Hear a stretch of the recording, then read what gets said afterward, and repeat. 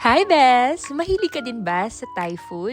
Ayoko, sobrang love ko ang Thai food, lalo na tong Pad Thai. So tara, gawa tayo! So una, gagawa muna tayo ng ating Pad Thai sauce. So dyan, pinaghalo-halo ko lang ang tamarind paste or tamarind puree, patis, oyster sauce, dark soy sauce. Kung wala kang palm sugar, pwede din naman yung ordinary lang na brown sugar or white, pwede din siguro. Ikaw na bahalang mag-adjust kasi ako man, tinansya-tansya ko lang. Siyempre, depende pa rin yan kung paano mo siya kaasim na gusto or kaalat.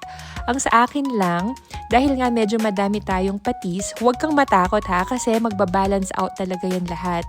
Ayun nga lang sa mga health conscious or may health issues, syempre kung hindi ka pwede sa madaming sodium, maybe this recipe is not for you. At yung original recipe din ng Pad Thai, meron din siyang peanuts. Kaso, dito sa household namin, hindi kami pwedeng gumamit ng peanuts, pistachios, or cashews kasi unfortunately, si Ellie ko ay merong anaphylaxis pagdating sa mga nuts na yan. So dyan, niluto lang natin ang ating mga prawns, sinison with salt and pepper, pwede din kayong maglagay ng chicken breast. Sinabay na natin ang ating beaten eggs at pagkatapos, naglagay na din ako ng tofu. Ayan, ganyan lang, nothing too complicated, basta mix-mix lang lahat. Itabi lang sa gilid and then mag-saute na tayo ng ating onions and garlic.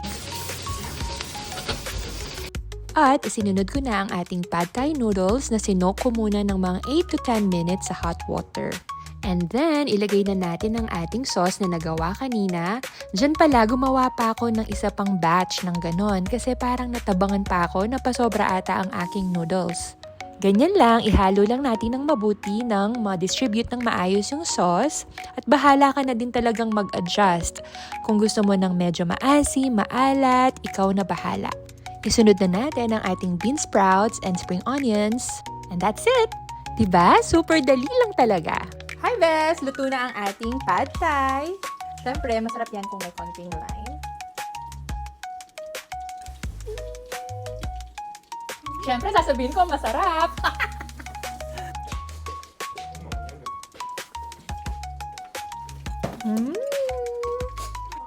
Nakuha. Hindi, pero para sa akin, kulang siguro siyang konting alat. Tsaka konting tamarind paste. Hindi ako mahilig sa prawn. Dapat chicken, pero wala lang akong chicken. Pero pwede mong pag-mix ng chicken and prawn. Mapali na pa. Namiss ko talaga yung Thai food. Bye, Beth. God bless you. Try mo na.